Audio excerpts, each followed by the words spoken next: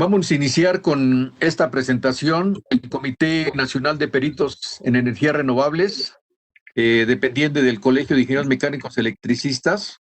Hemos iniciado una serie de pláticas, cursos que llevaremos a cabo, si es posible, cada semana o cada 15 días, para que tengamos la oportunidad de actualizarnos en temas que son para nosotros.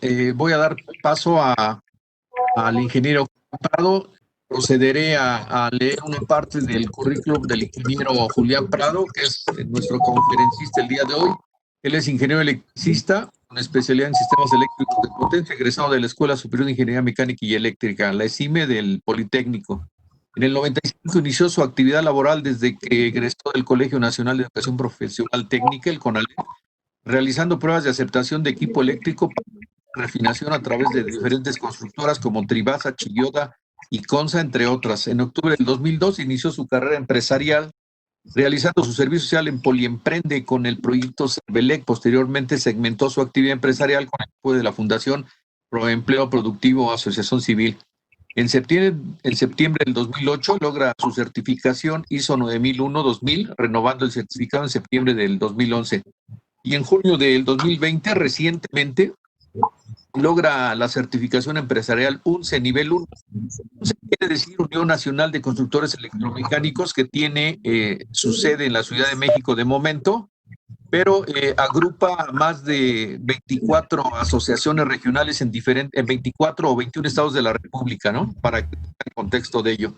Esto es el certificado que obtuvo el ingeniero Prado, es inherente a las pruebas de mantenimiento de subestaciones, cables de energía, transformadores, tableros, líquidos y eléctricos, sistemas de puesta a tierra. Actualmente participa en la Asociación Mexicana de Empresas del Ramo de las Instalaciones para la Construcción AMERIC y participa activamente en la Asociación Mexiquense de Proyectistas Constructores Electromecánicos y de Energías Renovables, y participante también de nuestro Comité Peritos en Energías Renovables por parte del Colegio de Ingenieros Mecánicos Eléctricos.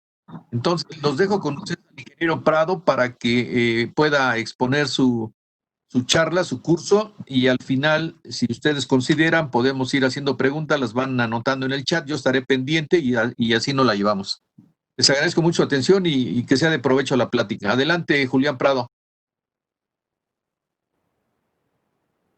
Vamos a iniciar en el tema.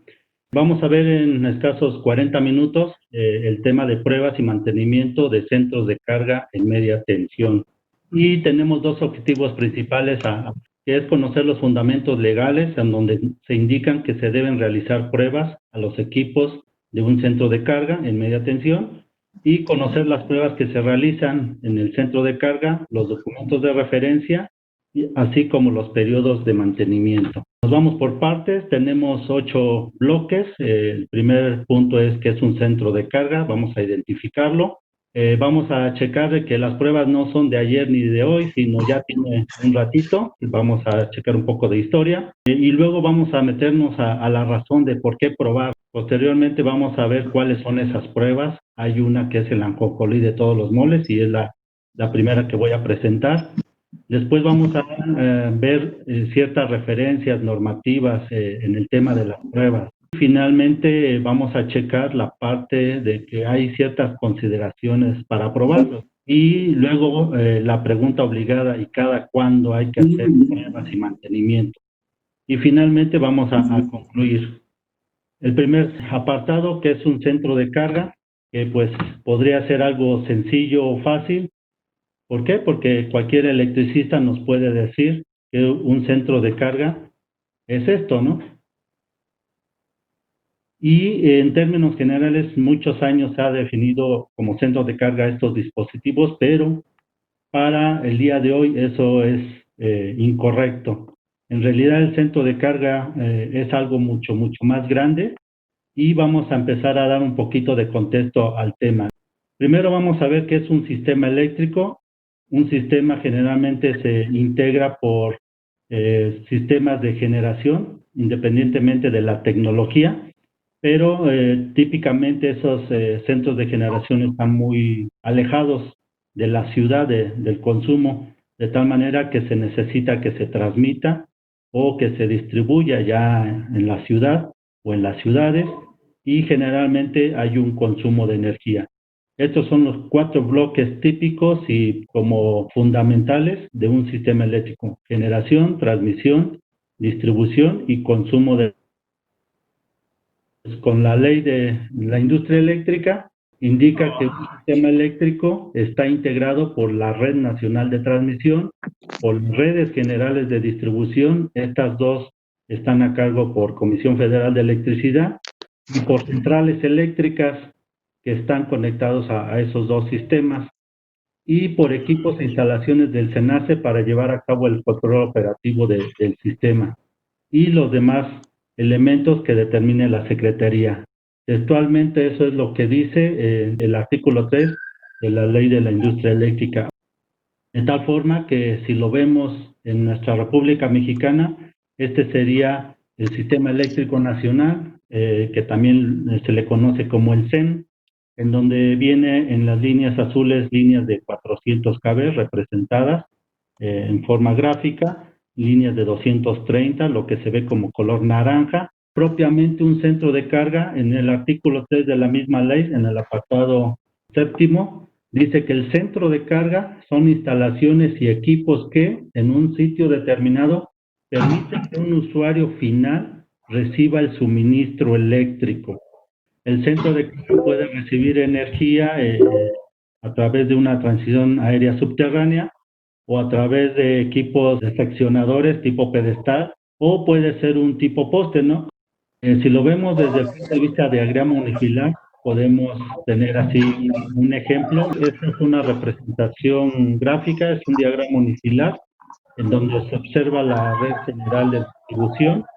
Toda esta parte de este cuadrito es el poste, y luego viene generalmente un cable de media tensión y llega a una subestación eléctrica compacta, pasa por un transformador, un tablero de distribución general, y en su momento tiene un sistema de generación distribuida, en este caso por paneles solares. Entonces, toda esa parte del lado derecho es el centro de carga en media tensión. Regresando un poquito a la historia para ver desde cuándo se prueba, pues Benjamin Franklin desde 1752 ya hacía pruebas, ya se divertía con los rayos. Ya pasaron 268 años, y Nikola Tesla desde 1882 hacía pruebas de alta tensión, y ya llevamos 138 años. Y Menger, el famoso Menger, desde 1903 fue su primer instrumento, y aquí se muestra también la publicidad en su momento en 1943. O sea, tenemos 117 años del primer megómetro y 77 años de ese ejemplo del flyer. Entonces, ¿por qué hay que probar? Hay varias razones. La natural, ¿no? Hay una curva de mortalidad en donde dice qué probabilidad tenemos nosotros de morir, ya sea como personas o el equipo eléctrico, y el tiempo, de tal manera que estamos más propensos a morir o el equipo eléctrico a fallar cuando inicia su vida útil, que le llaman la mortalidad infantil. Después, por viejo, por envejecimiento. Esto es algo natural y nadie se salva, ¿no? Los equipos eléctricos tampoco. Y la otra, pues a lo mejor la más común, es incendio por cortocircuito. Y no es porque sea el cortocircuito, simplemente porque hubo varias cosas que no se consideraron, empezando desde el proyecto, la verificación y obviamente las pruebas. Pues la idea de esta pequeña charla no es nada más ver que por cuestión natural hay que probar, ni porque existan incendios por cortocircuitos, sino también ver la parte normativa y legal, ¿no? Entonces, en la norma NOM 001C de 2012, aún vigente, todavía hay un título 4, en el 4.4 es la parte de construcción y pruebas iniciales, y textualmente el 4.4.2 dice que las instalaciones eléctricas deben probarse e inspeccionarse antes de ponerlas en servicio y después de cualquier modificación importante, para comprobar la adecuada ejecución de los trabajos de acuerdo con esta norma. Y también dice que es recomendable que las instalaciones se prueben e inspeccionen periódicamente. La otra parte es el procedimiento de evaluación de la conformidad de la misma norma. En ese PEC viene 10 apartados, y en la parte de definiciones habla de un expediente técnico, en donde indica que es la documentación que incluye el proyecto eléctrico, listas de verificación y en su caso los informes de las pruebas, mediciones, comprobaciones y demás información que recabe o genere durante la verificación. ¿Y qué es una verificación? Es la constatación ocular, comprobación, pruebas o examen de documentos que se realizan para evaluar la conformidad de la instalación eléctrica en un momento determinado. De tal forma que se emite un dictamen. Ese dictamen, la UBIE solo si ha constatado que la instalación eléctrica cumple con la norma. Dicho dictamen debe estar soportado por las actas de evaluación, así como el expediente técnico, y volvemos al origen. ¿Por qué probar? Porque lo dice la norma y se evalúa la conformidad con el PEC. Procede ENER 2014, que son requisitos de seguridad y eficiencia energética para transformadores de distribución. En esa parte aparece que la garantía de los fabricantes debe ser al menos 12 meses a partir de la instalación del equipo o 18 meses a partir del embarque del transformador. Eso es lo mínimo, de ahí para arriba. De hecho, hay fabricantes que ofrecen 7 años de garantía. Pero el detalle está que será motivo de exención de garantía, o sea que se acaba la garantía, no te la van a hacer válida, cuando el transformador haya sido instalado por personal no calificado, cuando no existe evidencia de resultados satisfactorios de las pruebas antes de su energización. Y el otro documento importante que es el que está de moda es la resolución 151, en donde habla sobre eficiencia, confiabilidad, calidad, y todo esto tiene que asegurarse la continuidad y la sustentabilidad. ¿Todo esto qué implica o qué es el código de red? En donde precisamente hay cierto orden de importancia de los documentos. Arriba de esto está la ley, pero empieza por las disposiciones generales. Después vienen manuales regulatorios y luego los procedimientos. De tal forma que en las disposiciones generales para la operación del estado operativo normal del Sistema Eléctrico Nacional. Y en su título 2, en el apartado cuarto, indica que los centros de carga no deben de causar disturbios al Sistema Eléctrico Nacional. Y el 122, que deben de cumplir con ciertos límites. Entonces, desde ahí empezamos a tener evidencia legal de qué es lo que necesitamos considerar. ¿Cómo podemos checar eso? Pues con las pruebas, no hay de otra. Y la segunda son para disposiciones generales para la conexión de los centros de carga, que generalmente se le conocen como criterios CONE, ¿no? El CONE 2 trata sobre que deberá soportar variaciones de tensión, y el CONE 3 las mismas, pero en forma temporal. El CONE 5 y 7 está relacionado a los esquemas de protección, y el CONE 9 es relativo a la parte de calidad de energía. Pero lo interesante es el CONE 11, que dice que los centros de carga que soliciten a través de un suministrador o del SENACE la conexión al Sistema Eléctrico Nacional deben cumplir con las normas oficiales mexicanas y los demás estándares y especificaciones aplicadas al tipo de instalación, y su cumplimiento será revisado por unidades de inspección o por unidades de verificación correspondientes. Y en el segundo nivel de la pirámide vienen los manuales regulatorios. Hay un manual regulatorio sobre el estado operativo y hay unas responsabilidades. En el 3.5 dice integrantes de la industria eléctrica, que cada integrante de la industria conectado al sistema debe operar y mantener sus instalaciones y equipos. Entonces, nada de que libre de mantenimiento que generalmente los fabricantes manejan. O sea, generalmente hoy en día el mantenimiento ya no se basa mucho en la limpieza y en la parte de lubricar, engrasar. Se basa más en probar y diagnosticar de una manera que sea consistente con el funcionamiento confiable del CEN, y que asistirá, en su caso, al SENACE en el desempeño de sus responsabilidades relativas a la confiabilidad. Ese es el manual regulatorio de estados operativos. Y tenemos el manual de requerimientos técnicos para los centros de carga, en donde prácticamente la mayoría, el 90 y tantos por ciento, se ha concentrado solamente en la medición, ¿no? Cosas de medir la tensión, eventos de tensión, evaluar con las curvas CITIC, cuestiones de la frecuencia, en su caso el factor de potencia, calidad de energía, que también si es media tensión algunos aplica y si es alta otros no aplica, estudios de cortocircuito, coordinación de protecciones, al igual que todos los TIC, telemetría, control, protocolo, infraestructura. De todo esto es tan amplio y se tiene que hacer un estudio para cada caso particular. Bueno, ya tenemos los elementos legales para probar y ahora, ¿cuáles son esas pruebas? Comentábamos en la historia una de ellas y es el ajonjolí de todos los moles, resistencia de aislamiento, comúnmente conocido como Megger.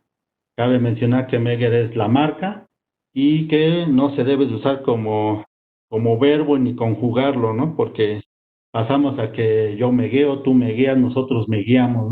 Entonces, propiamente es prueba de resistencia de aislamiento y se le hacen a muchos elementos. Estos elementos son desde el punto de conexión, o sea, los apartarrayos, cortacircuitos, transformadores de potencial, transformadores de corriente, cables de energía, la subestación compacta, apartarrayos, interruptores, el tablero, los transformadores secos, los tableros o los cables también del sistema fotovoltaico, los cables de baja tensión, todo es resistencia y aislamiento. Por eso comentaba que es el ajonjolí de todos los moles. Siguiente prueba es la prueba de potencial aplicado, conocida generalmente como high-pot. Estos hay equipos de corriente alterna, de corriente directa y para el caso de los cables BLF. Esto es una detección de descargas parciales que también se pueden hacer en el punto de conexión a través de un sensor parabólico a los cables por un TC especial y a la subestación compacta. Toda la parte de media tensión se puede hacer una detección de descargas parciales. La resistencia óhmica es importante, se checan tanto los TC, TP, el transformador y los fusibles, pero un miliómetro no es, tiene su chiste esta prueba, porque con un multímetro no tiene ni la resolución ni la potencia o la corriente de prueba. En este caso los equipos pueden ir desde 1 ampere hasta 10 amperes. Y para medir resistencias más bajas de miliohms está la resistencia de contactos. Con 100 amperes, los valores obtenidos son en orden de micro-ohms. Y generalmente se hacen a las cuchillas, a los interruptores, tanto de media y baja tensión. Y corriente primaria para que no existan incendios. Esta prueba se realiza para comprobar la correcta operación de los interruptores termomagnéticos. Se inyecta entre 200 y 300% de la corriente nominal y los resultados se comparan con la curva tiempo corriente del fabricante y con eso podemos checar si un interruptor está operando en forma correcta. La prueba de relación de transformación para verificar el estado de las bobinas de los transformadores de distribución, pedestales, subestación, de potencia, secos.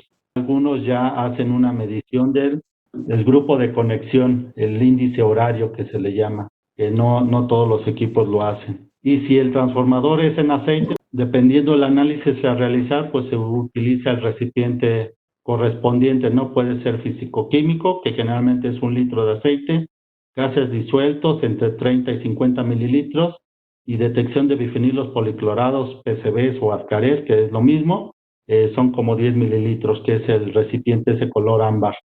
Como medida predictiva, se hace inspección termográfica, se ocupa una cámara especial, que a simple vista no se ven las diferencias de temperatura, pero con esta cámara se hace el recorrido y se puede detectar fallas en forma oportuna. El monitoreo de los parámetros eléctricos, y esto aplica desde el punto de conexión, hacer mediciones en media tensión o hacer mediciones en baja tensión para cuestiones de calidad de energía, checar la demanda máxima, la potencia utilizada del transformador, algún perfil de cargas o en un momento en sistemas fotovoltaicos el perfil de generación o checar la eficiencia del inversor. o inversores, dependiendo del caso. En donde en el sistema de tierras, en la norma indica la parte de medir un electrodo, pero hay que medir el sistema, que es el conjunto de electrodos, y la parte de continuidad, de tal manera que todos los equipos o todas las partes que generalmente no conducen energía eléctrica, pues deben estar conectadas a tierra. Entonces hay que checar que efectivamente esté esa condición. Pero ¿qué pasa con sistemas de tierra de electrodos múltiples donde tenemos una malla de tierra? Pues ahí tenemos que aplicar el mismo método, pero teniendo otras consideraciones, de tal forma que eso se puede ir checando, y este sería un ejemplo en donde precisamente el sistema de tierras en este caso particular se inyectó 2.49 amperes y se obtuvo una resistencia de 0.287 ohms. Entonces, de aquí donde están los electrodos auxiliares hasta allá al fondo y es casi 1 kilómetro. Esa es la forma correcta de hacer una medición de resistencia de un sistema de múltiples electrodos. Si vemos un edificio de la Ciudad de México, generalmente el sistema de tierras es toda la base del edificio o está en el sótano, y del sótano van distribuyendo cajas o bus de tierra o barras de tierra en cada nivel, y en este caso aquí llegó al cuarto eléctrico, y aquí en estas barras ya se conecta a todos los equipos de esa área.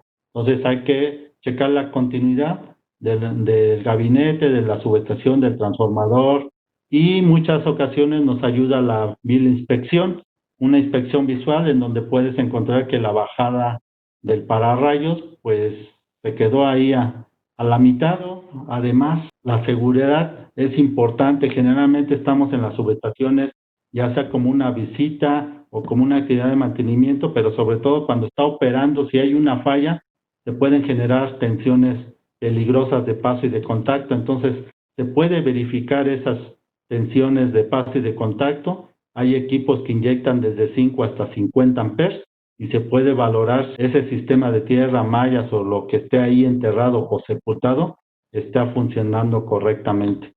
Y para los sistemas fotovoltaicos, generación distribuida, se hacen pruebas de la tensión de circuito abierto, la corriente en circuito corto y las curvas IV, que sirven para verificar que el sistema esté funcionando, que los módulos estén dando la potencia requerida y que ninguno de ellos esté dañado, o las conexiones entre módulos, las cadenas estén funcionando correctamente. Y en caso de mantenimiento es importante gestionar, y ahora más que nunca, la libranza.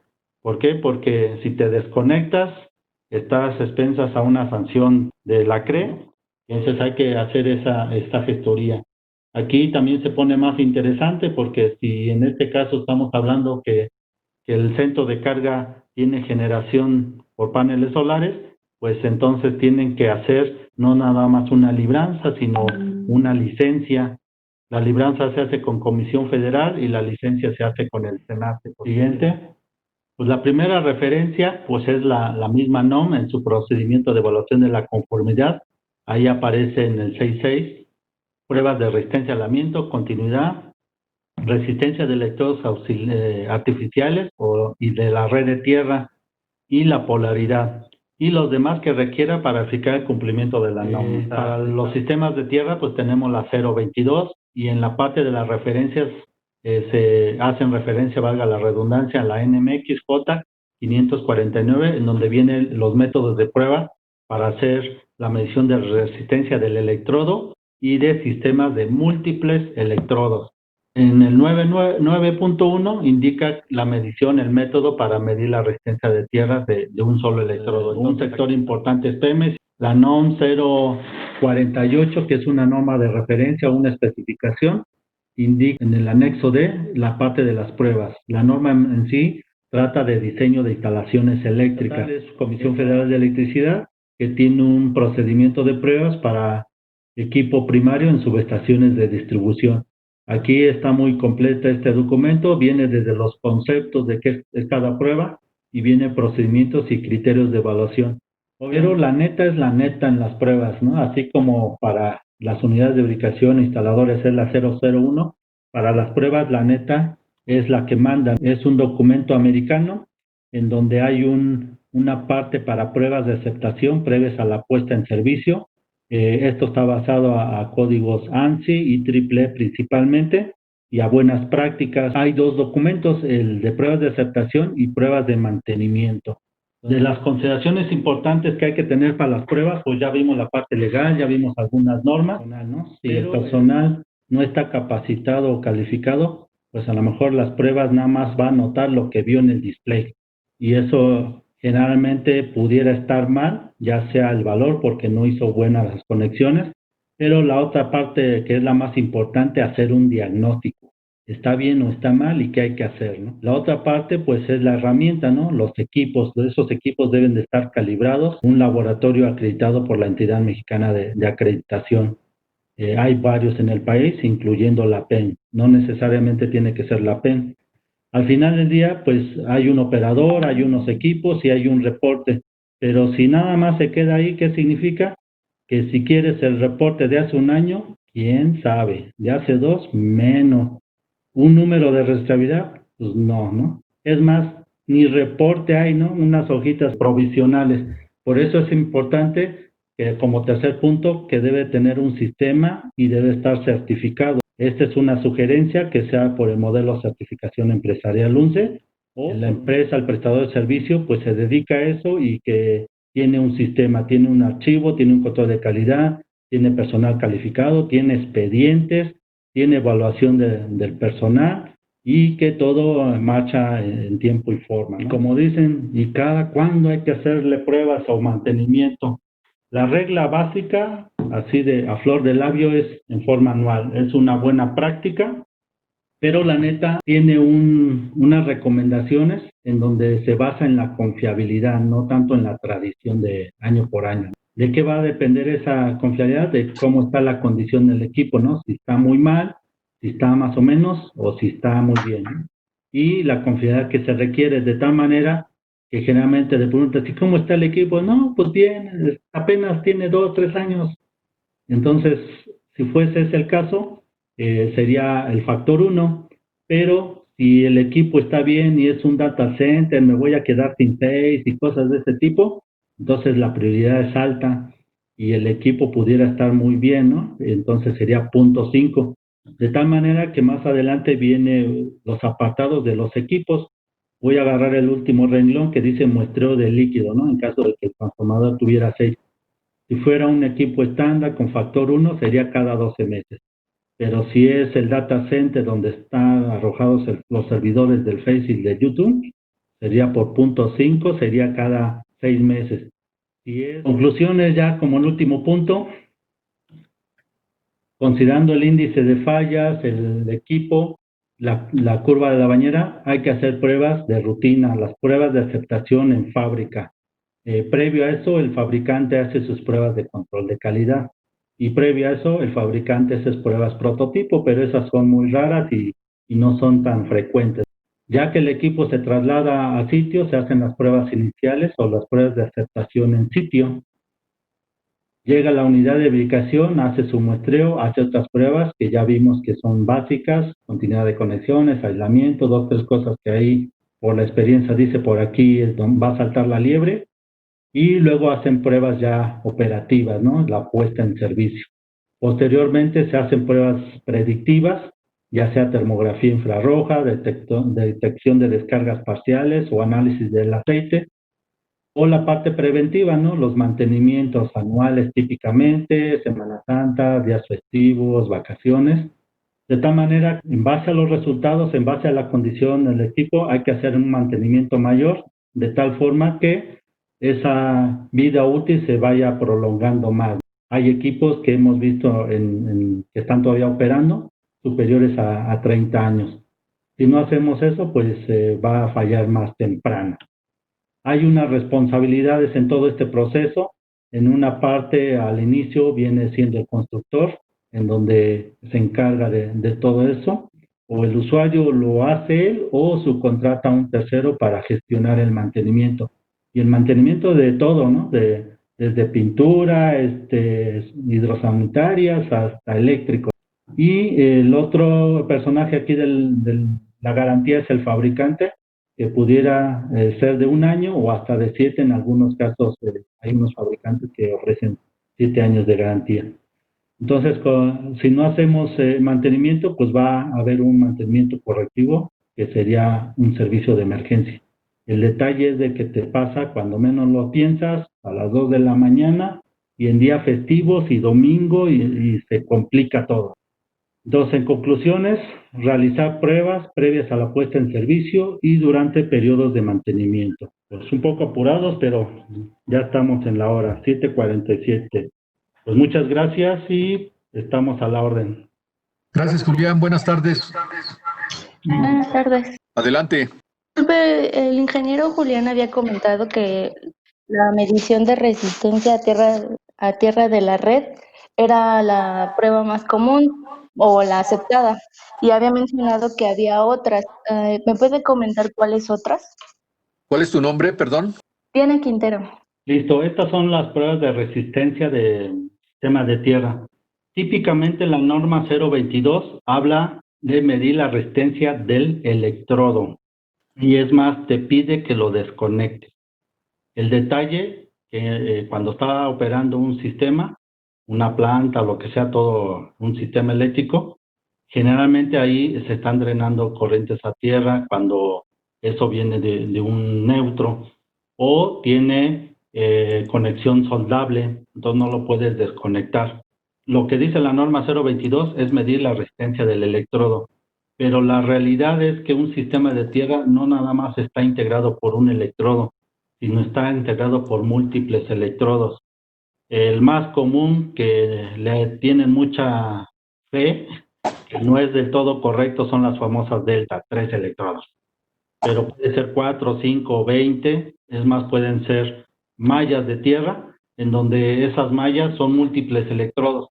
Entonces, medir una resistencia del sistema de tierra de 1, 2, 3 o muchos electrodos no es cosa sencilla. Si es un electrodo, valga la expresión, está sencillito, pero si son más, hay que considerar distancias.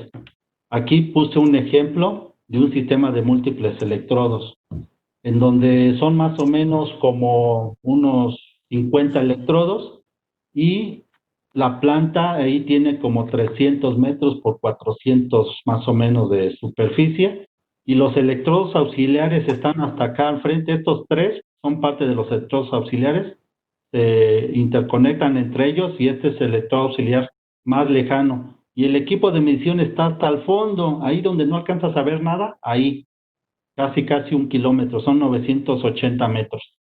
Entonces tienes que agarrar y extender tu cable desde aquí hasta allá, tu cable de corriente, que en este caso fueron 2.49 amperes, y vas midiendo la caída de potencial y haces tu famosa curva.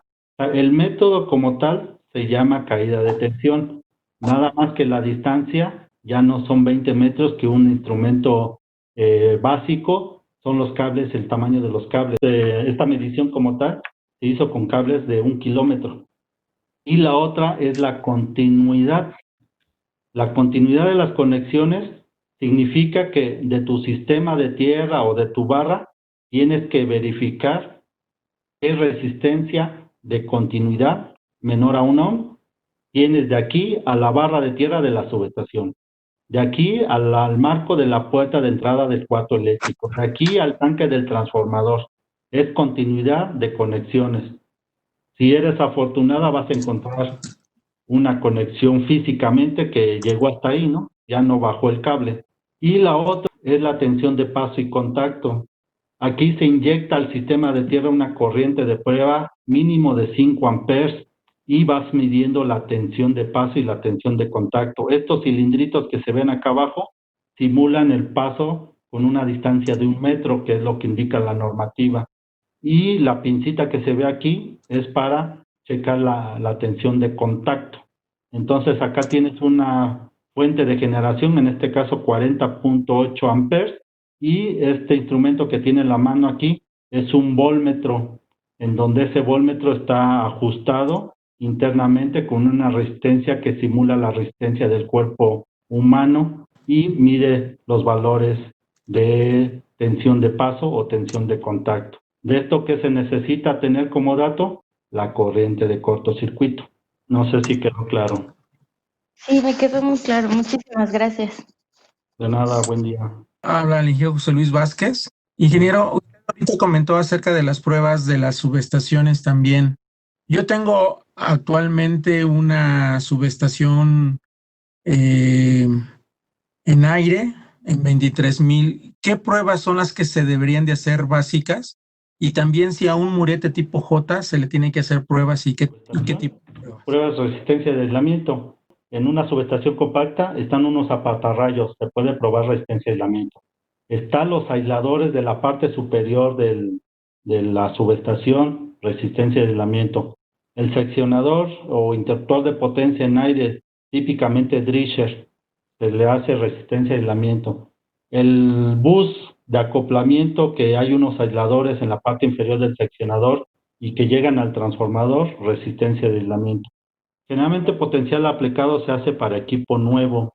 Como mantenimiento sería de detección de descargas parciales. Con ese sensor llegas, lo pegas al gabinete y si internamente hay descargas parciales, esa carita feliz se va a poner triste o se va a poner más triste en color rojo. Sería hacer la resistencia de los contactos, en este caso el famoso dúcter, que es una forma de llamarlo, inyecta una corriente de 100 amperes y puedes probar la cuchilla y el interruptor, el Drisher, o las conexiones. Lo que pasa es que las conexiones se prueban de tres formas. Puedes probarlo con torque, con resistencia, que en este caso es de contacto, o con termografía. Pero si es una subestación compacta, a veces la termografía no se presta. ¿Por qué? Porque generalmente las subestaciones es alta tensión, hay un alto riesgo, y si tú abres la puerta y tienes seguro, lo más seguro es que dejes sin servicio toda la planta. Entonces es algo delicado. Ok, muy bien. Obviamente tenemos que asegurarnos principalmente de la resistencia de aislamiento, de la resistencia la resistencia de contactos y obviamente el torqueo en todas las uniones. Obviamente todo esto se hace con equipo desenergizado, hay que tramitar la libranza. Si es una subestación derivada, quizás realices una libranza interna y pues seguir las medidas, ¿no? De precaución, ocupar el traje de air flash y cosas así. Sí, en realidad actualmente tenemos una subestación que es nueva y que apenas se va a energizar. Y en el caso, ingeniero, de un murete en donde pues obviamente sabemos... Se puede probar resistencia y aislamiento y en su momento el cable BLF.